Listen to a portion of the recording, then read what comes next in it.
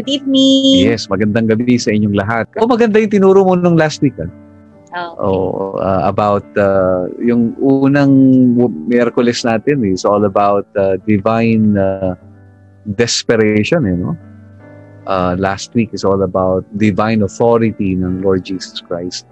Summing up the spirituality of the missions.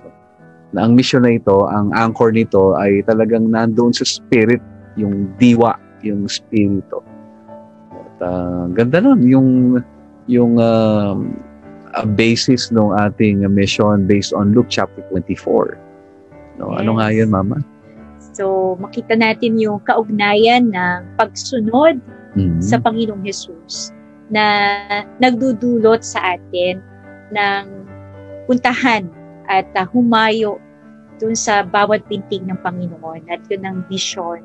So, hindi ito lakad lamang, hindi ito paggawa, kung hindi ito ay pagsunod at pagsama sa Panginoon. Kaya discipleship missions. So dapat ang discipleship missions ay deeply rooted in who God is. Yeah. Yan ang ating message. Oh. So yung palang mission ay Missio Dei. So hindi ito yung parang gawain lang sa church. Nakaugali ang tradisyon na ginagawa natin. Yeah. Yes. So that's our message, mga kapatid. Jesus, our Messiah, who came and saved us and saved the whole world. Pangalawa, yung focus ito to what Jesus had already done. Yung redemptive work ng Panginoon. So, meron na siyang ginawa, meron na siyang kompletong ginawa para sa ating kaligtasan. So, hindi na natin dadagdagan pa. At yun nga, hindi tayo maglilingkod para madagdagan tayo ng credit at pumunta tayo sa langit. Tama. But on the other way around, ang lundo talaga ng discipleship missions ay mayroong resurrection power na nag-rest upon us. Amen. Merong ginawa si Jesus. Kaya it's worth sharing to everyone. Yun. And then, ang direction, ang movement dito is global. Wow. Ang pag-ibig ng Diyos ay para sa lahat. He loved the world. Kaya up until the last person gets to know Jesus, doon lang tayo hihinto. Kaya napakaganda nung pagkatawag sa atin ng Panginoon na yun nga yung ang dami nating pwedeng gawin sa Panginoon para sa Kanya. Pero yung makasama tayo ng Diyos doon sa pagliligtas ng mga tao, that for me is the highest mission I could ever do in life. Grabe, and number 4, ang discipleship mission ay anchored in the empowerment of the Holy Spirit. Yan ang pag-uusapan natin ngayong gabi. It's more of the power of the Holy Spirit. Ganda nung mga napag-usapan last week kasi marami sa atin practitioner. No, we are practicing discipleship, we are doing the ministry, pero rarely do we think and reflect sa ginagawa natin. No, we need to have thinking practitioners. No, yung bang pinag-iisipan mo kung ba't mo ginagawa yung ginagawa mo, at inilalagay mo yung hindi lang sa isip kundi sa puso. No, yung paggalaw. Yes. Para hindi siya nagiging mechanical. No, napakahalaga no. Na-evaluate pa natin kung talaga bang yung ginagawa natin ayon sa kalooban ng Panginoon, ayon sa kanyang salita. So, yun yung pag-uusapan natin ngayon. Maya-maya, pag-uusapan natin tungkol sa Holy Spirit. So, Amen. we cannot do anything apart from the Lord. No? It's all by Him and through Him. That's the heart of discipleship. Amen. Oh. So, we need the power of the Holy Spirit. It's one thing to have the desire. It's one thing to wanting to follow. Parang gusto mo talagang sumunod, gusto mo talagang gawin. Pero yun nga bakit nga ba hindi natin nagagawa? Kasi we miss the greatest thing, the greatest ingredient in followership, and that is the presence of the Holy Spirit, His empowerment. Pagka ginawa na natin talaga sa sarili natin, Yun, nalilimitahan tayo. Or kaya minsan, nililimit natin, sinusukat natin yung gagawin natin dun sa kakayanan natin. But when we have the empowerment of the Holy Spirit, the presence of the Holy Spirit, we can do greater things. At yan po ang hihingi natin sa Panginoon. Tayo po ay manalangin sa Panginoon. Hallelujah! Hosanna in the highest. Lord, that's the cry of our hearts tonight, Lord. Na ikaw lamang ang matanghal, maitaas, maparangalan, aming Hari, aming Diyos, aming tagapagligtas. At ang Panginoon na siyang nakakasakop ng lahat ng patungkol sa amin. Maging ang aming past, present, and future, Lord, you hold it, O God, in your merciful hands. Kaya Panginoon, sa gabing ito, nais po namin magpalinis sa iyo, magpadalisay sa iyong harapan. Dalangin po namin, Panginoon, na huwag lamang po kaming manood at makinig, Panginoon, sa word and prayer na ito, kundi makadama kami at damhin namin ang iyong presensya. Lalo higit, Panginoon, marinig namin at matunghayan namin ang iyong kalooban at matagpuan mo kaming sumusunod sa lahat ito. Salamat po, samahan mo kami, Holy Spirit. We want to see Jesus. We want to enthrone the Father, our King, our Lord. To you be all the glory and praise. In Jesus' name, amen and amen. Amen. Praise God. Dako na po tayo sa ating pag-aaral ngayong gabi. It's about the Holy Spirit and missions. The Holy Spirit and missions. Alam niyo po, ang Holy Spirit ang the most underrated person in the Trinity. Alam niyo po ba kung bakit? Tanungin niyo ako kung bakit. Kasi nga, una, sa billing, pangatlo siya, di ba? Father, Son, and the Holy Spirit. No? At kumbaga parang second runner-up. So, hindi siya masyadong sikat compared doon sa Father and the Son. Tapos, kapag sinabing God, normally, meron tayong image ng God the Father. Isang mapagmahal na Ama. So, parang meron kang larawan ng tatay. Pagka naman pinag-usapan yung pangalawang persona ng Trinity, Jesus Christ, ay you can picture a human person. Isang Hudyo. Ayan. So, na-imagine mo na kung anong larawan ni Jesus Christ. But when it comes with the Holy Spirit, wala siyang pangalan. Kasi parang Holy Spirit, hindi naman siya proper noun. Hindi siya proper name. Okay? And then, wala rin siyang mukha. So, hindi mo mailarawan, at wala kang analogy. Kumbaga, kaya ang hirap nating mag-relate or mag-connect with the Holy Spirit bukod sa hindi natin siya nakikita.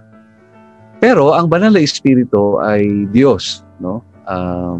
Hindi na po natin iisa-isahin, pero itong tinuturo na banal na salita ng Diyos, na ang banal na Espiritu ay Diyos, siya ay manlilikha, no? Hindi lamang po 'yon, meron din siyang katangian ng divinity na kagaya ng siya'y nasa lahat ng lugar, siya'y ang kapangyarihan ay nasa kanya din, all-powerful, all-present, and all-knowing. So yan ang tawag dyan ay mga incommunicable attributes of God na hindi na isi-share yan sa tao. No? Kasi walang tao na omniscient, omnipotent, and omnipresent. Tanging ang Diyos lamang. At meron yan ang banal na Espiritu.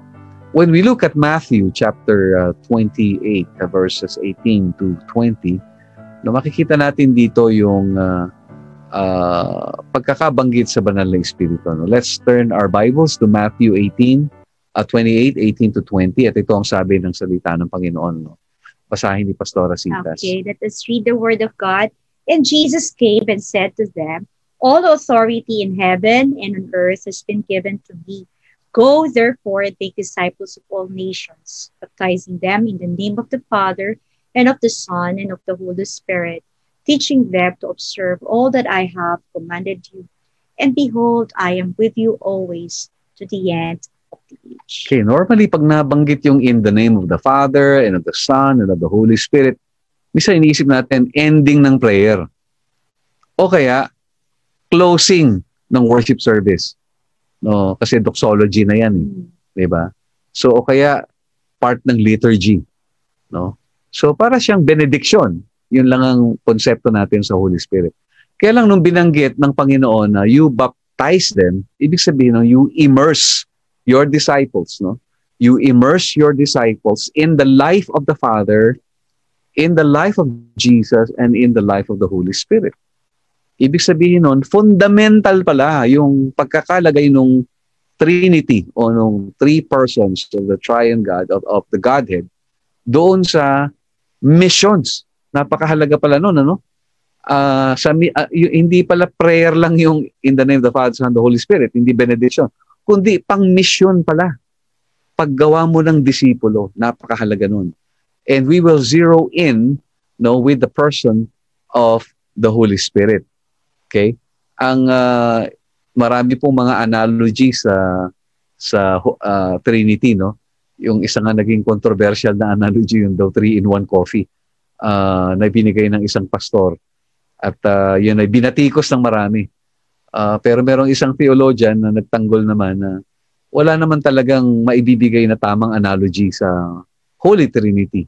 No, at least merong attempt na ipakita, hindi man exhaustive, na ang Diyos ay tatlo, no? Hindi siya tatlo na Diyos, kundi tatlong persona sa iisang Diyos. Magkakaibang persona, pero nagkakaroon ng ugnayan sa isa't isa. No? At may kanya-kanyang pangalan, may kanya-kanyang role. No? At ang emphasis niya ay hindi lamang yung inner life ng Trinity, but the relationship, no, with each other in a community. Kaya nga ang Trinity, sabi nga ng professor namin sa ATS, na ang magandang relational analogy sa Trinity ay yung Sagrada Familia. No? Sagrada Familia. Sino ba yung Sagrada Familia? Yung po yung si Jose, si Maria, at saka si Jesus. But anyway, pagka pinag-usapan yung Sagrada Familia, we always remember yung pong Barcelona. No? Kung makita niyo itong larawan na ito po yung larawan ng Barcelona Church. Ang tawag dyan ay La Familia Sagrada, na yan po ay situated sa Barcelona, Spain. Yan, nagkaroon kami ng pribilehiyo mag-asawa, next slide, na makarating po dyan noong 2019. Ayan, si Pastor Rasitas, naka-background sa kanya yung mismong chapel na yan, no? Na more than 1 century na ginagawa, hindi pa po natatapos hanggang ngayon. Okay? And that was really one, siguro masasabi nating wonder of the world, no? Na man-made. Kasi napakaganda ng pagkakagawa po dito. And then sa eastern part ng Sagrada Familia na chapel na ito, doon po sasalubong sa iyo yung Sagrada Familia. Next slide. No? Ito po yung si Joseph, si Mary, at saka si Jesus. So yan po yan. Makikita niya po yung mismong aktual na sculpture na yan. No? Pagpasok mo doon sa eastern side ng Sagrada Familia Cathedral. No, yan po ang sasalubong sa inyo doon sa medyo ibabaw, sa medyo itaas. At napakaganda. No, anong significance po nito? No, anong significance ng Sagrada Familia? Kasi Jesus, Mary, and the baby Jesus. No? Joseph, Mary, and the baby Jesus. Na parang Joseph represents the Father. No? And then Mary represents the Holy Spirit. And then Jesus, baby Jesus, representing the Son of God. No? Yun pong pagkakagamit ng Sagrada Familia ay hindi naman para i-elevate si Mary para maging Diyos, kundi parang it's an analogy or a maternal metaphor, no, tungkol sa pagiging in a way nanay ng Holy Spirit sa atin. Diba? Para pong ano yan eh. Sa totoo lang, yung Holy Spirit sa Greek ay feminine ang pagkakagamit. Not in gender. No? not in sexuality kasi God is beyond sexuality. No? Kaya lang yung halaga ng maternal metaphor. Ang ibig pong sabihin niyan ay may pagkakahawig ang Holy Spirit sa role ng mga nanay. But ano ba ang role daw ng mga nanay? Ang sabi ni Dr. George Kapake na aming professor, di ba ang nanay daw ang ilaw ng tahanan? Yan, ang mga nanay. Ang ilaw ng tahanan. Kagaya ng Holy Spirit na siyang tumatanglaw sa atin. Hindi lamang yun. Ang nanay din ang nagko-conceive o naglilihi at nanganganak. Kagaya din ng Holy Spirit na ang role niya ay mag-regenerate. Mag-effect ng second birth. No? At ang Holy Spirit din ay siya yung nag-hold ng family together. At yan din ang role ng Holy Spirit. No? Parang role din ng nanay. And look at the many sacrifices that mothers do just to sustain the family. No? Talagang sacrificial po, kagaya din ng Holy Spirit. Maraming mga ina ang nasa ibang bansa, nagtatrabaho dahil nga hindi kayang sustinahan ang pamilya. So, yun po yun. Sabi nga ng isang theologian, no, if the Holy Spirit were recognized as filling this maternal space, it is possible that there will be no felt need to elevate Mary to the status of co-divinity with Christ. Kung naibigay lang daw sa Holy Spirit yung role na yon ng parang in a way, pagiging nanay, hindi na kinakailangang iangat si Maria sa posisyon na kapantay ni Jesus na parang Diyos din. So meron tayong pagkukulang, siguro ang mga theologians, mga pastor, may mga pagkukulang din kami na maipakilala sa inyo yung Holy Spirit, no? In a very personal and relational way, kasi ang age natin ngayon is the age of the Holy Spirit. No? Ito na po yung age. Kaya nga ang sabi po niya doon sa John 16, no, basahin ni Pastora Citas yung verse 7. John 16 verse 7, nevertheless, I tell you the truth, it is to your advantage that I go away. For if I do not go away, the Helper will not come to you. But if I go, I will send him to you. Yan. So sabi ng Panginoon ay kailangan ko nang umalis, no? At ito ay may bentahe para sa inyo. Advantageous para sa inyo, beneficial para sa inyo na ako'y umalis. Bakit at paano magiging beneficial yon, di ba? Di ba ang sarap lang nung kasama mo lagi si Jesus? Kapag kayo'y naglalakad, nakakita kayo ng may sakit, kayang pagalingin ni Jesus. Magkasama kayo ni Jesus, tapos ay bumagyo, pwede niyang patigilin yung bagyo, di ba? Pag may problema ka, kasama mo si Jesus, di ba? Panginoong Jesus. So, pwede ka magtanong, pwede ka makipagkwentuhan sa Kanya. Pero bakit ang sabi ng Panginoong Jesus, kailangan kong umalis? No? Ba't kailangan kong umalis? But bakit mas advantageous or beneficial yung umalis siya kesa sa magstay siya? Kasi kung magstay siya, ang magiging role niya bilang God-man, no, naka-confine lang siya sa iisang lugar. Kasi nga limited siya with his physical body. Okay? Pero because it's the Holy Spirit, the Helper, who will be sent, no? Mababago na po ang galaw ng Diyos sa atin. Hindi na niya lang tayo sasamahan, kundi siya ay papasok sa atin. Yun ang malaking kakaibahan po nung Old Testament sa ngayon, panahon natin. Old Testament, talagang masarap sabihin na kasama ni Joseph ang Diyos, kasama ni David ang Diyos, God was with Moses, God was with Elijah, God was with Daniel. Ang sarap lang pong pakinggan nun. Pero sa totoo lang, mas maganda at mas masarap pakinggan yung God is not just with us, but inside us. No, yung nasa loob po natin. Kaya sa totoo lang, sabi nga, mas naiinggit pa yung sila Moses sa atin saka sila Abraham. Kasi kasama lang nila ang Diyos. Pero tayo, nasa puso natin ang Diyos. Napakalaking kakaibahan po niyan. No? Kaya sabi ng Panginoong Hesus sa kanyang mga alagad, bago kayo magbisyon, no, kabilin-bilinan niya. No? Pakibasa nga mama itong um, Acts chapter 1 verse 4 to 5. Let us read the word. And while staying with them, he ordered them not to depart from Jerusalem, but to wait for the promise of the Father, which he said, "You heard from me. For John baptized with water, but you will be baptized with the Holy Spirit not many days from now." Yan. Madalas sa atin, ang tendency natin, kapag nakita natin ang pangangailangan, action agad tayo. Pag may kailangan ng mag-mission, pupunta agad tayo. Magsisend agad tayo. Pero sabi ng Panginoon, bago ka gumalaw, bago ka umaksyon, bago ka magplano, hintayin mo muna, no, ang paglakip ng Banal na Espiritu. Hintayin mo muna ang kapuspusan ng Banal na Espiritu bago ko gumawa ng anumang bagay. At yan tayo madalas sumasablay. No? Mabilis tayong kumilos, mabilis tayong magdesisyon, mabilis tayong magplano.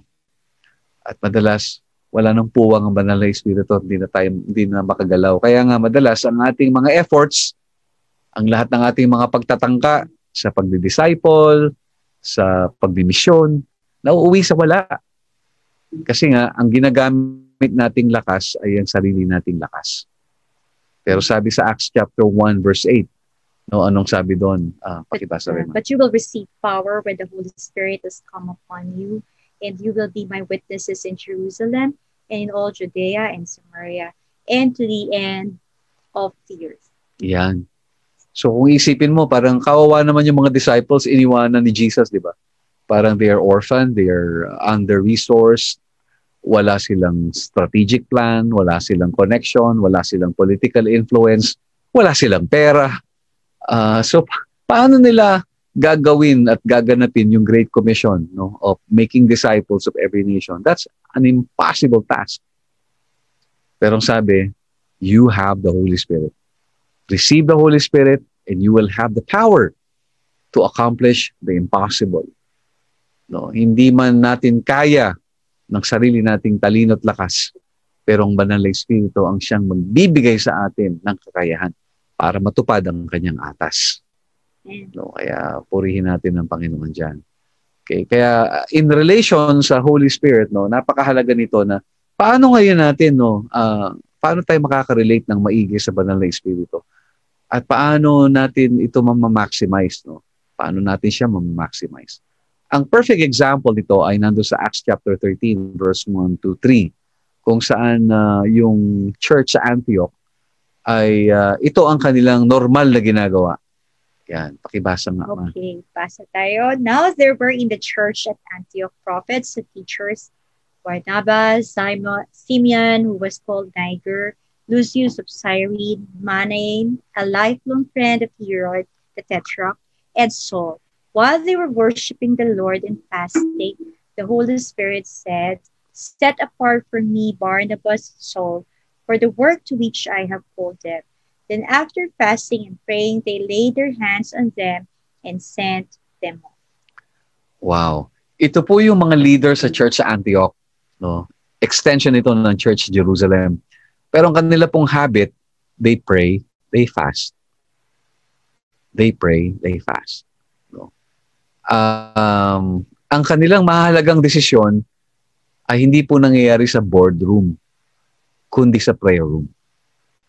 No, hindi yung mag-meet ang board at tayo magdiskusyon at tayo magdesisyon. Hindi yung ganon.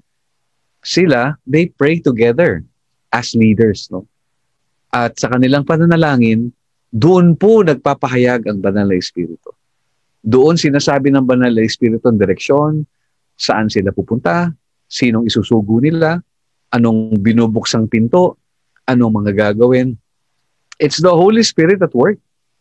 Because the Holy Spirit is the one revealing, no, the will of God, no, for the church.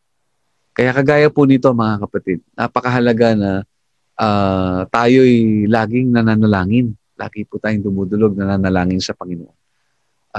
Magandang magplano, pero kung walang panalangin, walang saysay ang plano. No? Magandang umaksyon, pero madalas walang bisa ang aksyon. Kasi nga, kulang sa panahong ginugol sa presensya ng banal na Espiritu. So we need to really be empowered by the Holy Spirit. We need to come together as leaders and pray together. No? And when we pray, hindi lang tayo nananalangin ng mga personal nating pangangailangan. Madalas, ano bang madalas sa content ng panalangin natin? Pang-enroll. Ano pa? Ilayo sa karamdaman, kalusugan, no? Pambayad sa utang, pambayad sa kuryente. Madalas yan ang mga hiling natin sa Panginoon. No? Yung future ng mga anak natin. Madalas ang ating mga panalangin na masyadong self-serving. No? Pang sarili, pakabig. Pero yung manalangin tayo na para sa ikaliligtas ng mga tao, parang bihira na yata tayong manalangin ng ganyan. When we mention names of people and we see faces of people and actually pray for these people to be saved, yun ang kailangan natin gawin, mga kapatid. Kasi sabi nga ni Pastor Edmond Chan, madalas mas marubdob pa ang pananalangin natin sa mga taong may sakit. No? Sila'y may sakit, patungong langit, pero ang apoy sa pananalangin natin ay abot-abot. Samantalang yung mga taong papunta ng impyerno, wala tayong masyadong dalangin ginugugol para sa kanila. Hindi naman sa masamang manalangin para sa mga may sakit. Tama lang din ipanalangin ng mga may sakit. Kaya lang kung umiikot lang doon ang panalangin natin sa lahat ng may sakit, sa pandemic, ganyan. Pero nawala na yung saysay nung kahalagahan ng pagliligtas ng Panginoon, yung continuity ng kanyang redemption plan, hindi lang sa henerasyon na to, kundi sa susunod na henerasyon, ay sayang naman yung pribilehiyo nating manalangin sa Panginoon. Let's pray for the salvation of souls. Let's pray for the nations of the world. Let's pray for people groups, no? Mga grupo ng mga tao, tribo, pamayanan na talagang hindi pa nakaabot ng mabuting balita. Nakalimutan ko kung sinong missionary yung nagsabi na ba't kinakailangang mapakinggan ng mga tao lalo sa syudad ang pangalan ni Jesus ng 3 beses, 5 beses, 10 beses, 100 beses, samantalang mayroong mga tao sa mundo na ni minsan hindi pa narinig ang pangalan ni Jesus. Let's just pray that God will give Crossworld the eyes to see as God sees the world. At sabi dun sa song kanina, yung may my heart be broken by the things that breaks yours, Lord. Kung ano man yung nagpapadurog sa puso mo, yun din sana ang dumurog sa puso namin. At makita namin ang kalunos-lunos na kalagayan ng mga taong hindi nakakakilala sa iyo. So, yan po ang role ng Holy Spirit, mga kapatid. At let's just ask the Lord, the Holy Spirit to come and talagang revitalize Crossworld, rejuvenate our faith, i-revive po ang puso natin para mag-apoy muli para sa Kanya. Amen. Yeah. Maraming salamat, Pastor Al, for the message for tonight, the role of the Holy Spirit in missions. So, He is everything that we need upang makasunod tayo ng buo at mabunga sa Panginoon. Mm-hmm. And upon hearing at least the 4 messages already about discipleship missions, na talagang nakita natin yung spirituality of missions. How do you see now yourself joining hands with the Lord into followership sa missions? So, nakita natin kanina na apart from the Holy Spirit, wala talagang power, wala talagang direction, at maaaring may attempt tayo pero hindi tayo maglalast. Yun. Pero sabi dito, dapat sinasakop. We are getting baptized by the Holy Spirit. No? So, ibig sabihin nun talagang the old is gone, the new has come. And we allowed the Holy Spirit to lead us and we walk by the Holy Spirit. And then yung dahil na sa atin ng Holy Spirit at lumalakad tayo sa kapangyarihan ng Holy Spirit, we speak His language, and His language is by prayer and fasting. Yun. So, by prayer and fasting. So, Panalangin natin tong portion na ito, yung kapangyarihan ng Banal na Espiritu, yung presensya niyo sa ating buhay. Tingnan natin si Pastora na i-lead tayo, no, na let the Holy Spirit fill us, no, and saturate us, body, soul, and spirit. Sige po, mga kapatid, let us just pause for a while wherever we are. If you are driving, pwede po pumilit lang, wag lang sa NLEX. If you are in the house, sana po walang distraction. If you are in your room, just be quiet and be near to the Lord in this prayer. Hallelujah, God, Lord, we thank you for tonight, for you are with us, Lord, and you are in us. Amen. Lord, thank you that you chose us to be your temple. Salamat, Panginoon. And we believe, oh God, that you know us, Lord, deeply. Kilala mo kami bago pa lang lumabas ang mga salita sa aming mga labi, alam mo na. Kilala mo ang lahat ng aming tatahakin in the future. That's why, Lord, we ask for your cleansing, your power to really saturate us and remove in us, from us, Lord, all the things that are not of you and glorifying to you. God, tulungan mo kami, Panginoon, na maging karapat-dapat sa iyo pong harvest field. Not just to do things, Lord, but to do right things, Lord, with a right heart for you, Panginoon. And we can only do that if we allow the Holy Spirit to really lead us, empower us, teach us, and mold us. Oh God, dalangin po namin ng mga natutulog naming spirito, Panginoon. Amen. Na wala kaming pakiramdam, wala kaming awa sa mga taong nangamamatay, ng walang pag-asa, ng buhay na walang hanggan. Panginoon, ang aming mga mata ay punong-puno ng selfishness. Ang aming mga puso ay tumitibok sa mga aspirations namin, dreams, desires namin for this world. Oh God, forgive us. Yes, Lord. Lord, awaken our spirits, oh God, and Amen. give us the fire of the Holy Spirit Amen. to once again, Lord, beat the heart of Jesus and feel, Lord, wherever you are sending us, maramdaman namin ang tibok ng puso mo at makita namin. Bigyan mo po kami muli ng luha sa aming mga mata. Bigyan mo kami, Panginoon, ng puso ni Jesus sa talagang ibibigay ang lahat hanggang buhay, Panginoon. Magbigay lamang ng kaligtasan sa mga tao. Oh God, we ask for your forgiveness for we are distracted, Lord. We are distracted with our own desires and own dreams, Lord.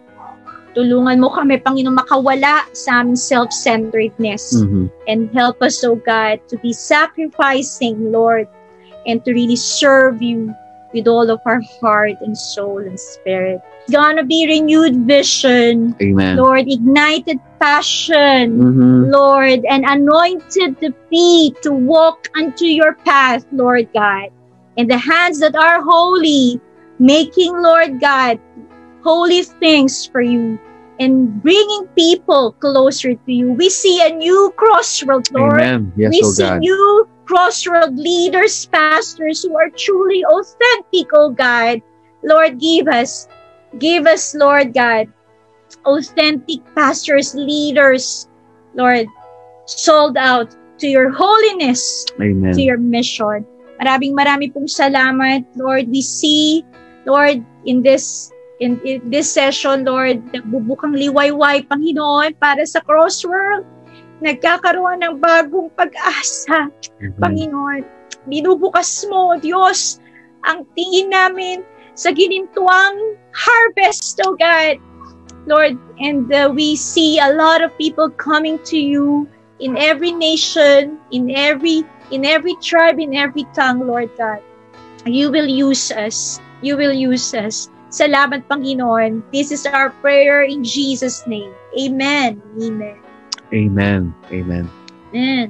Salamat at tiwala tayo na talagang pag-aapuyin ng Banal na Espiritu ang ating mga puso.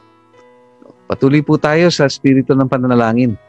No, at let's pray for your prayer requests. Sige po, tayo po ay yumuko at manalangin.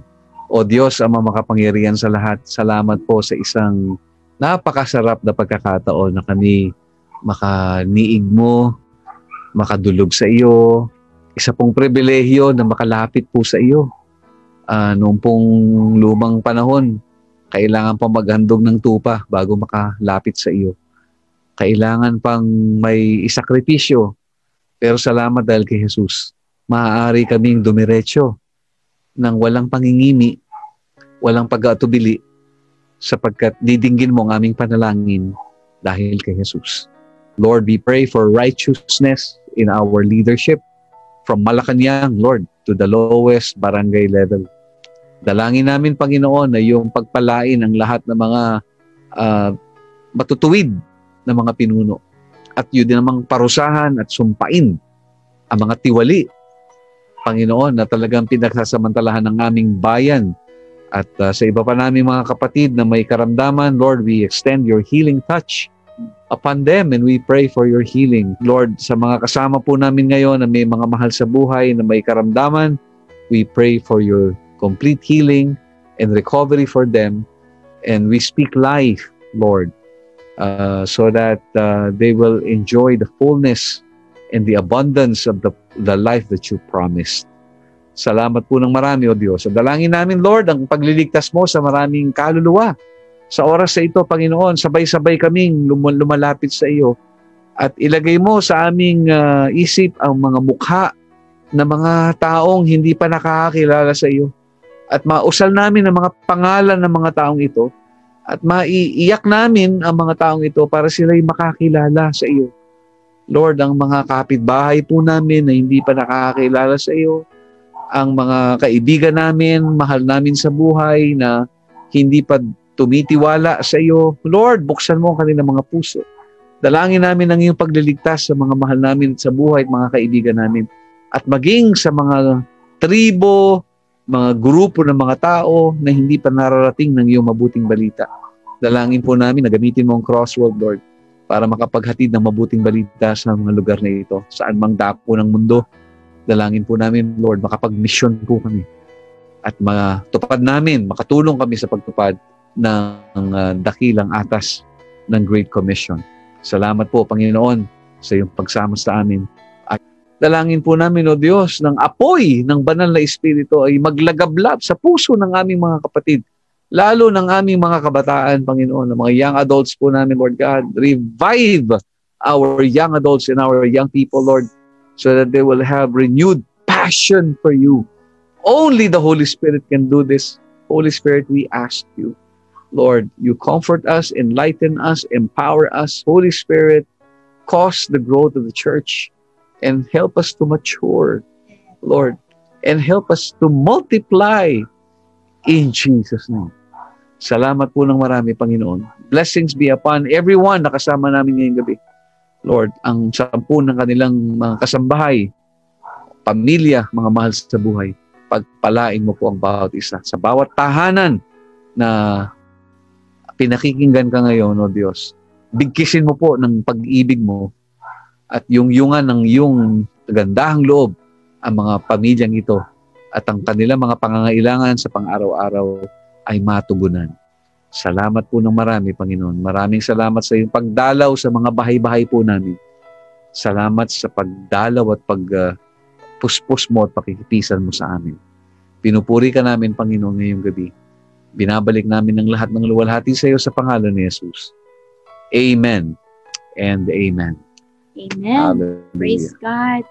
Yes, that's our heart, Crossworld, na talagang we grow in maturity and multiplication with a certain kind of authenticity and intentionality. Before we go, I just want to share to you commercial lang. I had this exciting dream kagabi. So, kagabi, before ako matulog, actually umaga na yan. So, I was really praying and pala. Pero nakapanaginip ako ng isang magandang panaginip. Pero parang nakakatakot din in a way because it's rapture. Oh. Kitang-kita ko po talaga in my dream ano po yung itsura ng rapture. Pero sabi, di ba, hindi mo na ngayon makikita eh. Sa isang iglap, nasa presensya ka na ng Panginoon. But in my dream, I saw kung paano po bumukas ang langit. Wow. At nakita ko po na isa-isa talaga na umaakyat po ang mga tao. At hinalikan ko daw po yung dalawa kong anak. At sila po kasi yung kadate ko kanina. So nakita ko sila sa dream ko. It was Yanra and Aliana. So niyakap ko po sila at sinabi ko po sa kanila, mga anak, see you in heaven. And I was really happy in my dream. I was really in tears because that was the first time na nakapanaginip ako na nakita ko kung paano mangyayari sa rapture.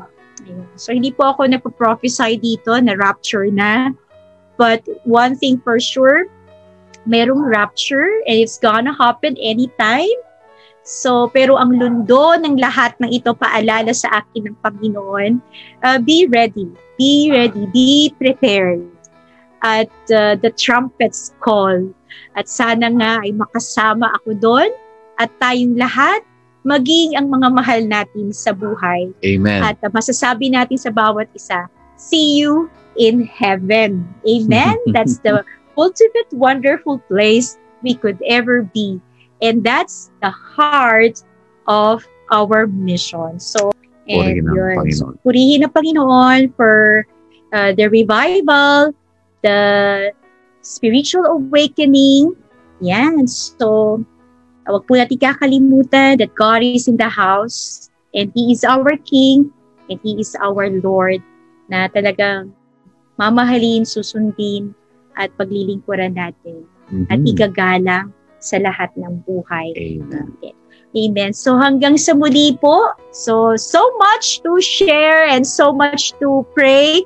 Kaya po napakahalaga that we walk with Jesus in word and prayer moment by moment. Amen. Okay. God bless you po mga kapatid. Ang inyong pamilya ipagpalain ng Panginoon at ilingap ng Panginoon ang kanyang mukha sa inyo at lalo kayong bigyan ng pabor at biyaya sa araw-araw. Sa kanya po ang papuri sa pangalan ni Jesus. Amen. To God be the glory po. God bless.